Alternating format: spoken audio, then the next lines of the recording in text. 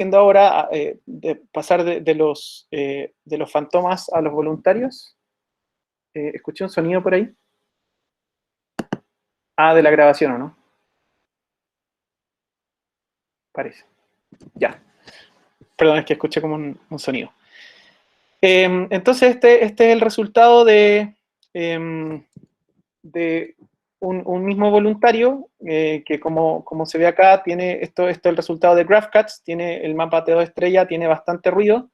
Esto es un resultado con 9 ecos, pero en particular esta persona era bien grande, entonces acá en el medio se pierde bastante señal. Y eso es un problema que se tiene en los estudios de grasa, donde muchas veces los voluntarios o los pacientes, en el caso de la práctica clínica, tienen obesidad. Entonces, GraphCats, este es el resultado. Cuando nosotros regularizamos con Reduced TV sobre R2 estrella, podemos obtener algo así, que es bastante interesante, se recupera bastante información, pero las cuantificaciones también, cuando uno sobre regulariza, se pueden ver comprometidas. Sin embargo, la versión Noisy Ideal, que es la que les mostré al último, como pueden ver, recupera mucho más de la señal, de la señal, y eso se ve acá en la Proton Density Fat Fraction, porque es la señal la que tiene el denoising, distinto de acá, que la señal no tiene denoising. Y en realidad la regularización de T2 estrella en este caso es como algo que está entre medio, entre esta ruidosa y esta que se ve tal vez un poquito sobre regularizada. Y eso es lo que, bueno, ahora estamos en esta validación con voluntarios. ¿Qué es lo interesante de esto entonces? Que proponemos una nueva formulación súper flexible que permite los regularizadores que hemos usado, que FilmMap suave, T2 estrella constante a pedazos, que es lo que promueve TV, y el denoising de la señal, que en realidad también es TV, así que también es constante a pedazos. Y esto puede ser pensado para muchas aplicaciones que tienen bajo SNR. Lo hemos utilizado en MRF, lo hemos utilizado en imágenes de alta resolución, que es decir, que tiene un voxel size bastante pequeño, y nos permite, como mostraban los resultados, sobre todo en el Phantom, disminuir los tiempos de eco o también disminuir el NSA o ambas. Esto es súper relevante porque también nosotros siempre queremos tener apneas más cortas. Estas secuencias de abdomen generalmente son en apnea, y es bastante relevante que sean lo más cortas posible, por comodidad del paciente y también por artefactos de movimiento y ese tipo de cosas. Entonces, hasta ahí, la parte de presentar esta formulación y cómo puede entregar ventajas al problema de separación de grasa que ya existe. Sin embargo, esta formulación abre nuevas puertas a otro tipo de problemas y permite modelar otro tipo de cosas que, por ejemplo, con GraphCats no es posible modelar, porque tiene muchas más restricciones el algoritmo de optimización. Se me olvidó mencionar que estamos resolviendo el algoritmo de optimización que estamos usando por ahora para resolverlo es ADMM. Eso no lo había mencionado. Pero en realidad no es la única opción que se puede utilizar. Entonces, cuantificar agua, grasa y flujo. ¿Por qué? Hay motivaciones clínicas para hacerlo, y también hay motivaciones técnicas de aprovechar mejor los recursos. Por la parte clínica, esta parte de la enfermedad de hígado graso que les había mencionado antes, particularmente la fibrosis, tiene una relación muy directa con el flujo. De hecho, afecta la perfusión y también afecta las velocidades de los vasos del hígado.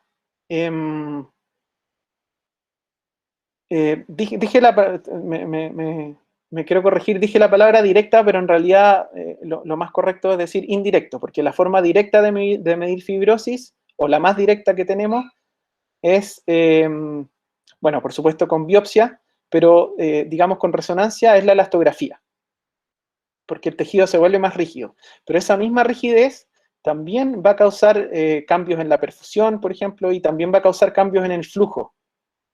Por lo tanto, todas estas medidas de flujo son formas indirectas de medir la fibrosis. En particular, hay algunos estudios que, por ejemplo, este del 2012, que ya hacen esto con ultrasonido. Y lo que han demostrado es que hay algunos índices que se calculan a partir de mediciones de flujo, como las que se muestran acá, que están súper relacionados con fibrosis en estado 2, ¿ya? ¿Y cuál es la gracia de eso? Que la elastografía por ultrasonido, por lo menos lo que reportaba este paper, es que era bastante certera para niveles de fibrosis más altas. Sin embargo, este índice que ellos proponen, que se calcula a partir de mediciones de flujo, le permitiría detectar fibrosis mucho más tempranamente. Y de hecho, ellos dicen expresamente que su medición no cambia con la inflamación, pero sí con la fibrosis. Hacen una distinción entre los dos procesos de la enfermedad. Y bueno, y este es otro paper donde también reportan más o menos lo mismo, donde hay mediciones a partir del flujo que permiten medir indirectamente la fibrosis. Entonces, acá tenemos nuestro hígado con resonancia magnética. Entonces, son cuatro hígados. Y por supuesto que podemos ver aquí grandes vasos.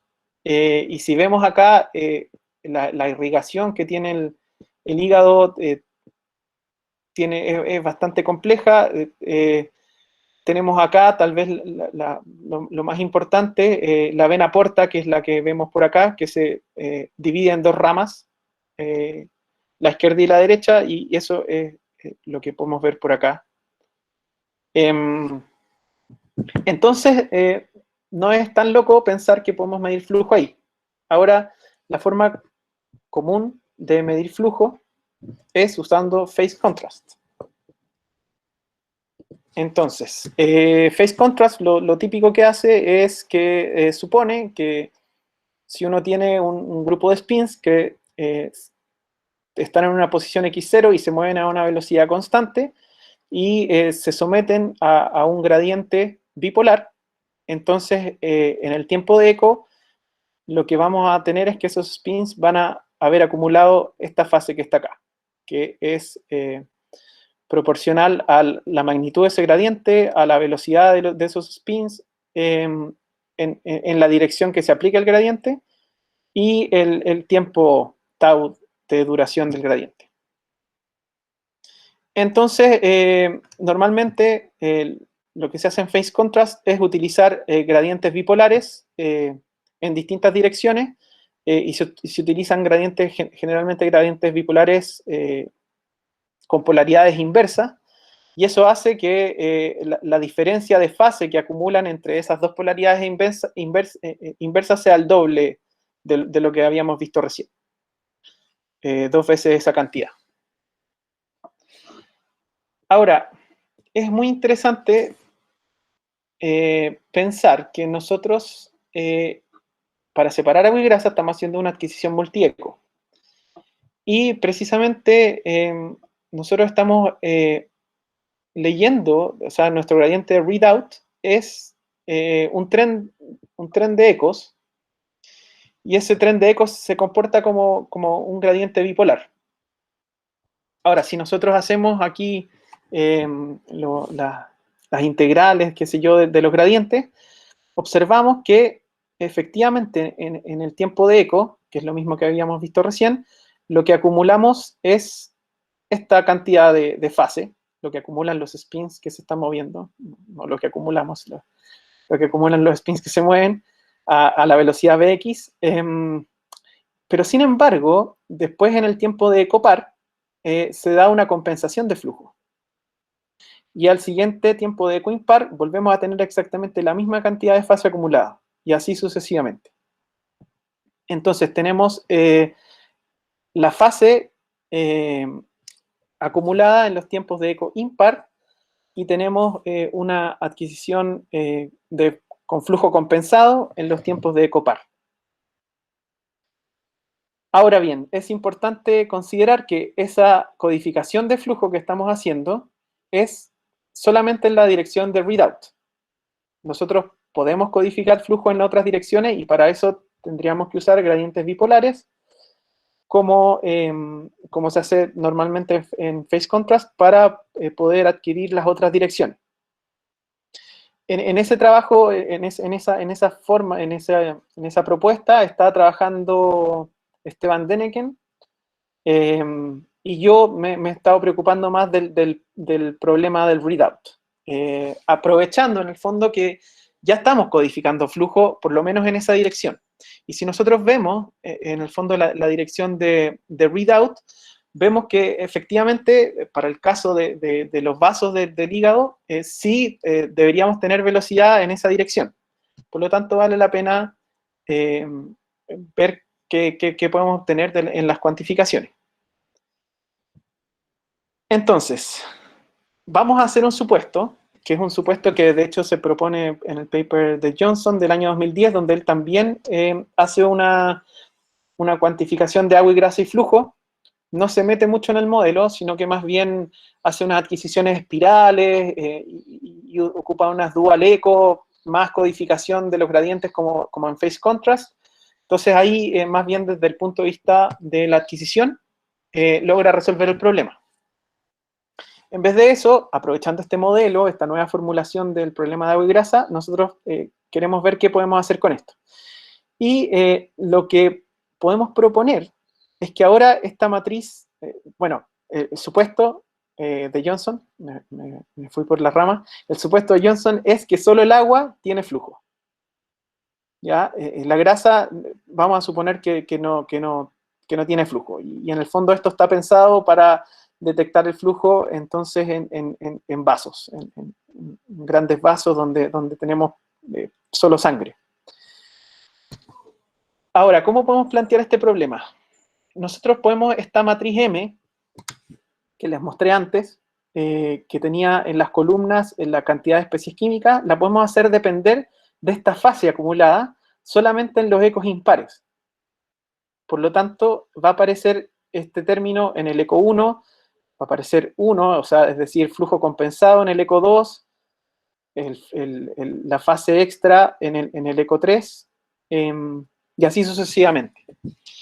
Entonces tenemos ahora un modelo modificado donde nuestra matriz M depende de nu, que es la velocidad. Al igual que en el problema anterior, tenemos que ahora, si queremos hacer un descenso gradiente, tenemos que derivar esta expresión con respecto a nu. Y tal vez el tema más delicado acá es que hay que derivar esta pseudo inversa. Pero si aplicamos un poquito de álgebra por aquí y por allá, llegamos hasta a esta expresión. Entonces la derivada de nuestro mapa con respecto a nu es esto que aparece acá, donde depende de la derivada de m con respecto a nu y también de la derivada de la traspuesta conjugada de m con respecto a nu. Y sigue apareciendo, por supuesto, nuestro término ahí. Entonces, nosotros podemos implementar este modelo, y en este momento lo que yo lo implementé, lo que tengo implementado ahora es solamente estos regularizadores, que es que el R2 estrella es positivo y que el FILMAP es suave. Ahora, yo lo terminé de programar hace poquito, entonces recién estoy haciendo algunas simulaciones con algunos phantoms analíticos, pero les quería mostrar también los resultados incipientes. Hay algunos buenos y otros no, pero también me gustaría recibir su feedback y discutir un poco del tema. Entonces, como nosotros estamos introduciendo este término no lineal, es de esperar que en realidad no podemos partir en cualquier parte, inicializar en cualquier parte, tenemos que inicializar relativamente cerca para obtener un buen resultado. Y esto es un buen resultado si es que uno inicializa con un buen Filmap, ¿ya? No puse acá el Ground Truth porque realmente es extremadamente parecido a esto que está acá. No sé si alcanzan a ver una pequeña disminución de señal acá en el agua, que no debería estar, pero es muy pequeña. Y acá unos pequeños artefactos que son de suavización del Filmap, pero también son muy pequeños, pero las magnitudes de la velocidad, del Filmap, del error de estrella y del agua y la grasa están perfectas. De hecho, la simulación no tiene ruido, esto es directamente en fantoma ideal en el fondo. Ahora, ¿qué significa un buen Filmap inicial? Yo, para el Filmap inicial, lo que hice fue resolver el problema en los ecos pares, sin considerar flujo. Bueno, porque efectivamente esos ecos no tienen flujo. Entonces, pero en realidad no resolví el problema de optimización, sino que lo que hice fue hacer una búsqueda, un barrido muy parecido a lo que hace GraphCADS, que de hecho GraphCADS también hace exactamente eso para inicializar el Filmap.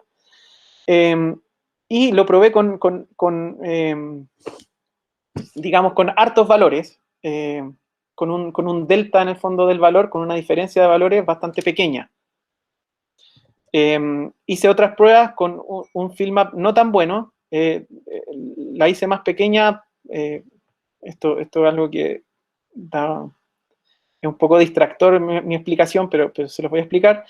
Lo hice pequeño solamente porque tenía acá un problema del gradiente que como lo estaba calculando circular, tenía algún problema cuando esto, en el fondo, en los bordes, por las condiciones de borde. Entonces estaba solucionando eso y por eso lo hice con una fracción, además que es más rápido. Eso es algo que se me olvidó decirles, que les quería decir, lo tenía muy presente.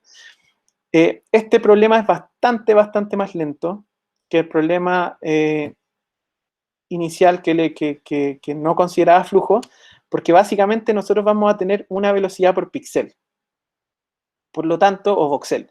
Entonces, en cada voxel yo necesito calcular una matriz M diferente, y eso va a llevar a que este cálculo, tanto del operador, del operador P, como de las derivadas, sea diferente en cada píxel que tiene velocidad, por lo menos. Entonces eso es bastante más lento. Lo bueno es que es tremendamente paralelizable, pero hasta el momento aún no lo he hecho.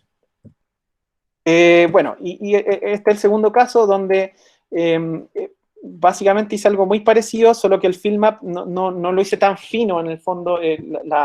La inicialización la inicialicé con menos valores posible en este barrido, y eso produjo un swap que el algoritmo, hasta las iteraciones por lo menos que corrí, no pudo eliminar. Cuando no hay velocidad, esto en el fondo me pasa cuando no hay velocidad. Sin embargo, cuando no hay velocidad, con los regularizadores que les mostré, este swap desaparece. Sin embargo, ahora esta fase también está mezclada con la velocidad. Por lo tanto, ahí hay un término que hace que no desaparezca del todo. Y lo otro que pasó es que también estos valores del Filmap también no eran muy exactos. De hecho, bueno, en esta parte del Filmap la solución llegó súper exacta, pero estos no eran tan exactos, se alejaban bastante de los valores reales. Por lo tanto, apareció también acá una componente de velocidad que realmente no existe. Y eso hizo que las concentraciones de agua y grasa empeoraran un poco.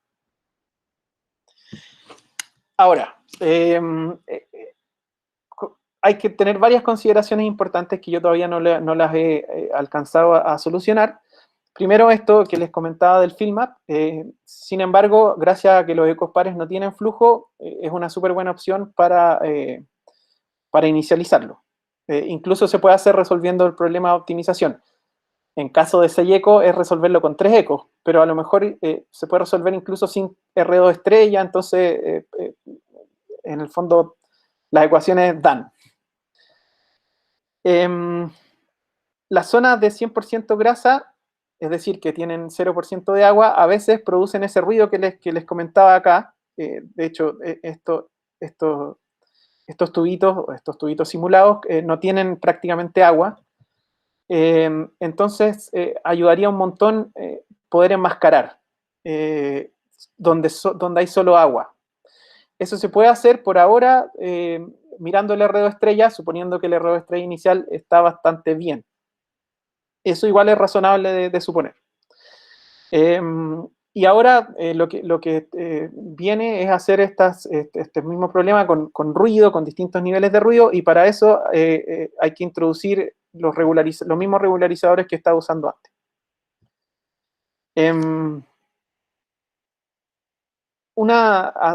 Ya estos son como comentarios con respecto al método mismo, que no es fácil que solamente haciendo esto se pueda obtener una buena estimación de una medición indirecta de la fibrosis, porque por supuesto que nuestra magnitud de la velocidad es en la dirección del readout, y eso depende de cómo estoy poniendo el field of view, cómo el paciente está entrando al resonador.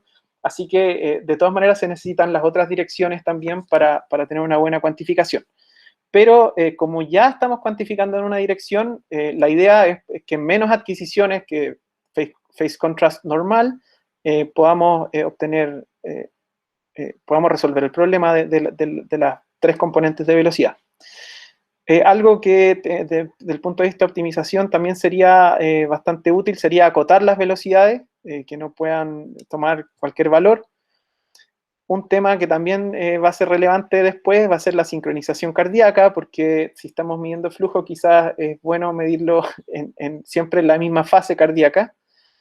Y algunos temas con respecto a la anatomía, por ejemplo, que acá nosotros vemos que, por ejemplo, la vena porta se superpone con la arteria hepática, y la pregunta es ¿qué va a pasar eso cuando uno cuantifique velocidad en esos casos, en esos voxeles? Pero bueno, eso está por verse también. Y quería agradecer también acá a los que han financiado esta investigación, y por supuesto gracias a todos ustedes por escuchar. Por favor, abrimos a las preguntas. Creo que Pablo tiene una pregunta por ahí. Cristóbal la colocó en el chat. Dice, ¿puedes comentar acerca de los BENC alcanzables? Cristian levantó la mano también. Ya. Acerca de los BENC, es una... ya, sí. Ya, perdón, es que se me... Dejé de compartir pantalla, parece. Bueno, acerca de los BENC alcanzables van a depender, podríamos decir desgraciadamente, del gradiente de readout que estoy usando para la adquisición multieco. Eso es algo que en mis simulaciones, por mientras me estoy dando como valores factibles, pero ahora, en el fondo, de hecho con la ayuda de Hernán Mella, que yo no tenía instalada la máquina virtual, con la ayuda de Hernán Mella, él me pasó ahora realmente los gradientes de la secuencia que estamos usando. Entonces, no tengo en este momento la respuesta de los BENCs, pero con realmente la magnitud de esos gradientes y con la duración de esos gradientes, vamos a poder saber cuál es el BENC que se puede utilizar. De todas formas, como acá el problema, o sea, igual me gustaría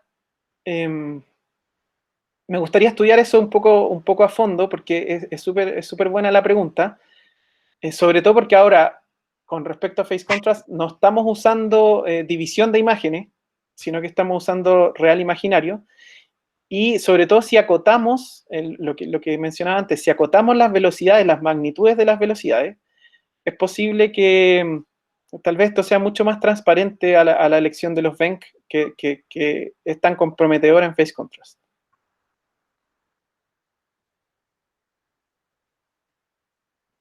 Por ejemplo, si estamos buscando flujo en la vena porta y sabemos más o menos cuáles son las magnitudes que buscamos. Cristóbal, Cristian, después Marcelo, la Ceci, y después Pablo tiene otra pregunta más. Ya. Gracias, Cristóbal, por la charla. 3 preguntas, a ver si tienes buena memoria. La primera es, creí entender que una hipótesis de la fuente de error de tu primera presentación son los pasos de discretización de GraphCADS. Si es así, ¿no sería prudente disminuir esos pasos, hacerlos más chicos y con eso resuelves el problema? La segunda tiene que ver con el número de parámetros. Tú dijiste que estabas usando ADMM, entonces, y teníais 2 regularizadores más la separación de los funcionales, agregáis otros 2 parámetros, ya de uno, o sea, partes en 1 y terminas en 4. Entonces, ¿qué tan sensible vas a hacer ahora a tener que moverte dentro de 4 parámetros? Y la última, algo que no entendí de la segunda presentación es si es que tienes, obviamente, que codificar 3 direcciones de velocidad, ¿eso te van a dar 3 resultados de R2 estrella? ¿O 3 resultados de field maps? No logré entender cómo unías eso. Y si es que tienes 3, ¿qué? ¿Lo vas a promediar? ¿Qué vas a hacer con eso? Ya. Vamos a ver si logro responder las 3 preguntas. Acerca de la discretización del R2 estrella, la verdad es que la discretización es bastante razonable o sea, porque esa misma discretización, cuando uno tiene varios ecos, cuando uno tiene mejor razón señal a ruido, funciona perfecto. El problema es cuando hay más ruido. Y aparentemente, a ver, lo que podemos concluir es que usar una discretización en la variable, en el caso del ruido, genera esta dispersión bastante fea en los resultados. De hecho, yo probé, en el fondo, con discretizaciones más pequeñas y los resultados no variaban mucho. O sea, en el fondo, el algoritmo está diciendo que esa sí es la solución correcta para el funcional que está evaluando. Eso por una parte. En cuanto al número de parámetros, totalmente es así. O sea, una cosa por otra. Ahora, hay algunos parámetros que hay 2 parámetros que nosotros estamos tratando de imponer de manera súper intuitiva, que es la suavidad del field map y qué tanto se tiene que parecer la señal sin ruido a la con ruido. Entonces, para la segunda, estamos tratando de estimar el nivel de ruido de la señal, la varianza de la señal en los ecos y ocupar ese estadístico para ese parámetro. Y en el field map, por la forma en que está implementada la restricción, lo que estamos haciendo es que en el fondo decir que, por ejemplo, el field map de un voxel a otro voxel no pueda variar más que cierta cantidad de hertz. O sea, uno puede setearlo en hertz. Es decir, yo voy a permitir que mi field map varíe 20 hertz por voxel o 10 hertz por voxel. Entonces, si bien es un parámetro que hay que setear, se puede setear de manera bastante estándar, ¿ya? Y con una interpretación física, que es distinto de los otros, por ejemplo, el parámetro de TV, que hay que empezar a probar órdenes de magnitud y eso es más complejo.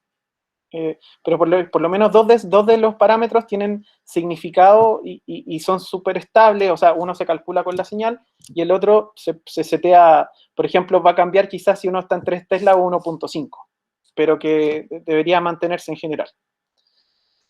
Y con respecto a las direcciones de velocidad, mira, no tengo la respuesta porque no lo he pensado tanto tampoco, pero lo que uno podría hacer en un principio es tratar de resolver 2 de las direcciones con phase contrast normal y la tercera aprovechando este gradiente readout. Entonces, y eso requeriría menos adquisiciones que las 4 adquisiciones que tengo que hacer normalmente. Por lo menos podría necesitar 3 adquisiciones. Pero como además estoy yo con agua y grasa estimando el fill map, es decir, la inhomogeneidad de campo, quizás incluso podría ser menos. Eso hay que... lo otro es que cuando yo tengo un gradiente bipolar que está puesto antes de la secuencia de gradiente de multieco, yo lo que tengo es una fase constante, que no varía con los ecos. Por lo tanto, en realidad yo no tengo cómo meter esa fase al problema de agua y grasa. Esa fase, las fases que yo puedo meter al problema de agua y grasa son las que varían de un eco a otro.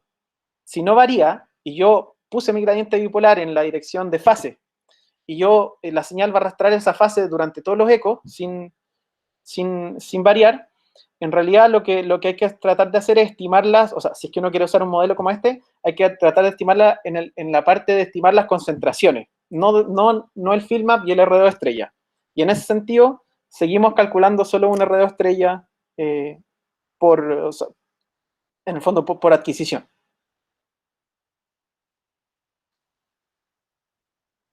Eso. ¿Quién más era? ¿Marcelo parece? Ya que Sergio no me da la palabra, yo Oh. Gracias, Cristóbal, por la presentación. Harta ecuaciones incomprensibles, así que cumpliste el objetivo de intimidar, así que eso es bueno. Yo tengo... Es más fácil de lo que creen, eso es lo peor. Yo tengo una pregunta y un comentario. La primera es, tú lo mostraste en la anatomía. El hígado, al igual que el pulmón, tiene una característica bien particular, que tiene perfusión dual. Todos los órganos tienen una arteria que entra y una vena que sale. La mayoría del hígado. Pero el hígado no, pues el hígado tiene una vena y una arteria que entra simultánea, la vena porta y la arteria hepática. Ahí ya tenía un problema de fondo porque la velocidad de la vena porta es súper distinta a la velocidad en la arteria. Por lo tanto, tenéis que hacer un dual bank o algo equivalente porque las velocidades son súper distintas. ¿Ya? Entonces, eso es bien, ahí probablemente hay un tema técnico que haya que discutir, pero las velocidades en esas dos arterias o sea, la arteria y la vena son bien distintas entre sí, entonces eso te puede complejizar el análisis. Pero una cosa que puede ser súper útil, y es que nosotros sabemos que un hígado sano, aproximadamente como la vena porta es de baja presión y la arteria es de alta presión, nosotros sabemos que en un hígado sano, 80% de la perfusión del hígado viene de la vena porta, de baja presión, y solo el 20% proviene de la arteria hepática, que es de alta presión. Pero cuando el hígado empieza a fibrosarse, a ponerse cirrótico, se pone más rígido y por lo tanto aumenta la resistencia. Entonces se empieza a invertir la proporción y empieza a caer la proporción en la vena porta y empieza a aumentar la proporción de la vena hepática, porque es de más presión. Entonces es un hígado que empieza a recibir más presión arterial que venosa, más perfusión arterial que venosa, cosa que uno podría decir es saludable, pero para el caso del hígado es totalmente contraproducente. O sea, ahí viene mi pregunta. A lo mejor olvidarse los flujos, pero tú de tu modelo, que saca la PDF, el FitMap, el T2 estrella, ¿podrías sacar el T2? Porque si tú pudieras sacar el T2 de las venas que están por sobre el hígado, la suprahepática, si ese T2 va a ser un muy buen reflejo en esas venas de la proporción de sangre arterial y sangre venosa que hay.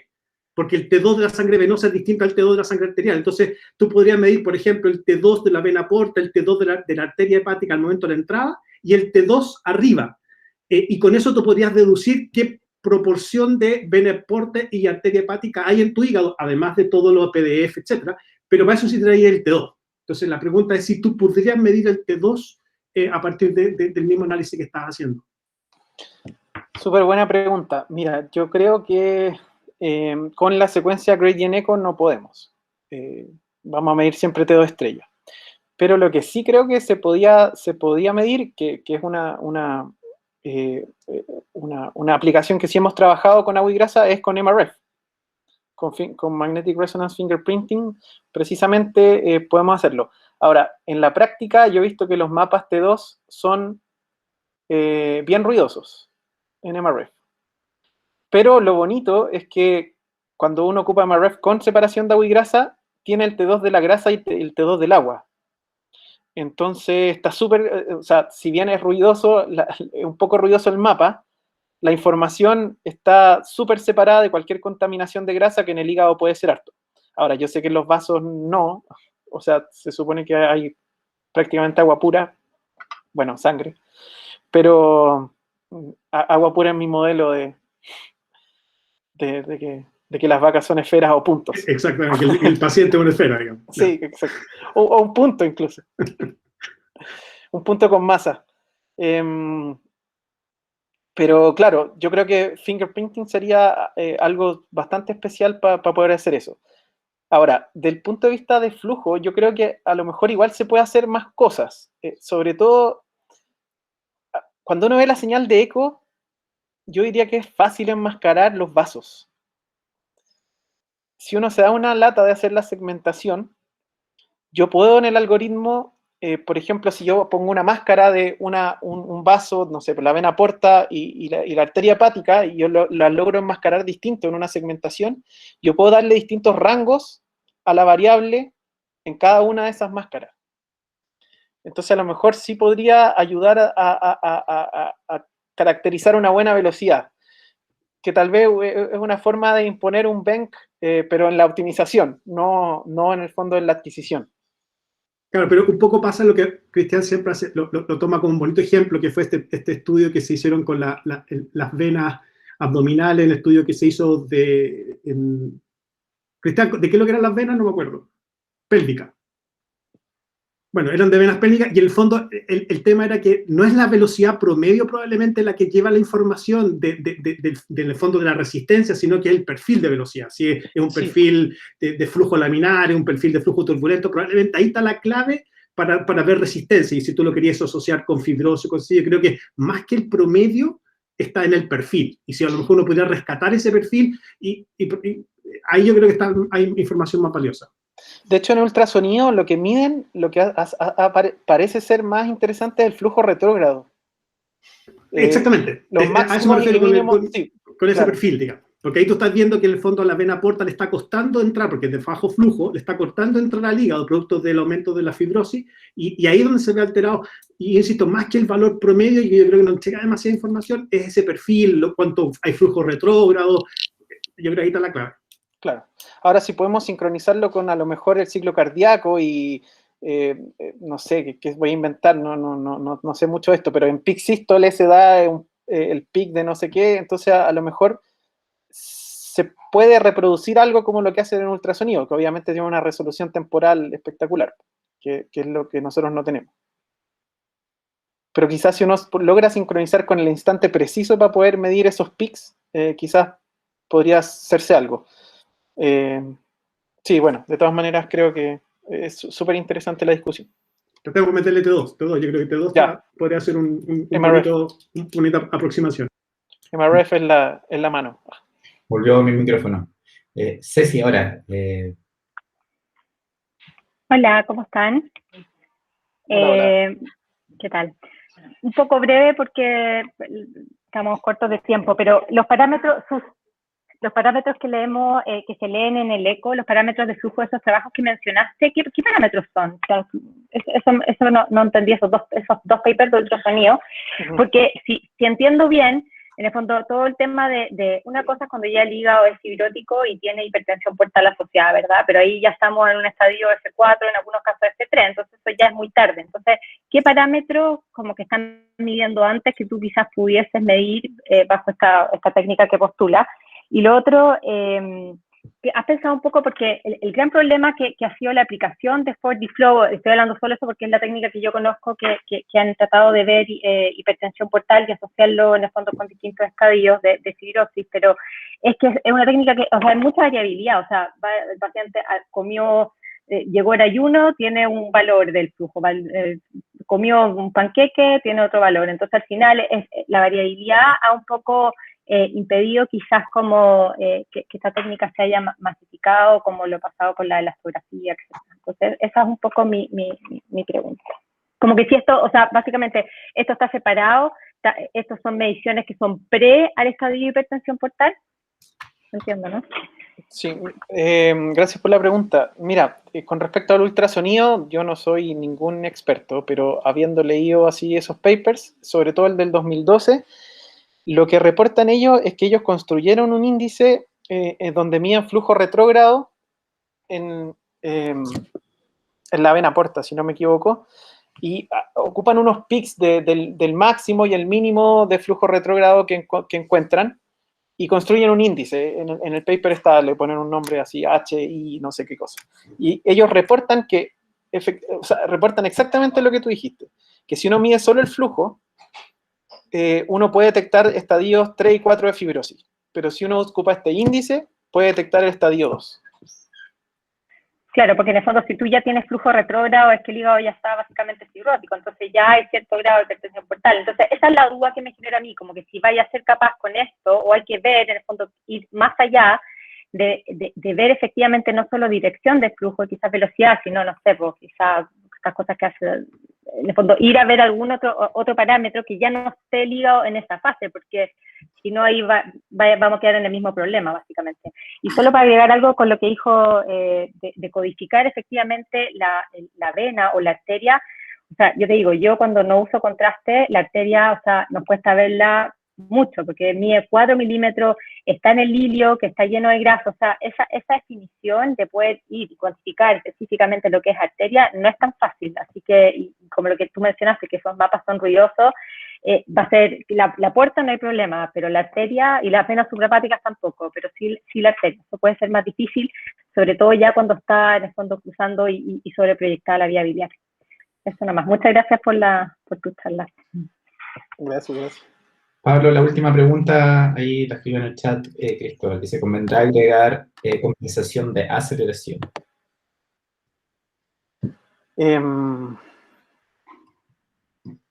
Buena pregunta. Si se puede, yo creo que sí, pero bueno, ahí yo también me topo con estos problemas que estábamos conversando recién. Si clínicamente eso es factible o no. O sea, más que factible, es útil o no. Pero sí, o sea, se puede agregar. Estoy pensando en las ecuaciones. El único problema es que cuando agregamos otra variable, como la aceleración, tal vez vamos a necesitar más ecos, porque como esto solamente se codifica en los ecos impares, por ejemplo, entonces, bueno, pero es que eso también es la codificación de velocidad. No sé qué pasa con la codificación de aceleración, si es que se compensa o no en los ecos pares, habría que verlo. Si es que no se compensa, es una fase extra que se puede estimar, como dije antes, tal vez después en la estimación de las concentraciones. Si es un término que varía en los distintos tiempos de ecos, se puede agregar definitivamente. Pero hay que ver si es que nos alcanza la cantidad de ecos con la cantidad de variables que tenemos para poder estimarlo bien. Perfecto. Cristóbal, a no dar tiempo, te damos muchas gracias por tu presentación, porque ya estamos pasaditos Sí. Y algunos tenemos reuniones y otros tienen que almorzar, me imagino.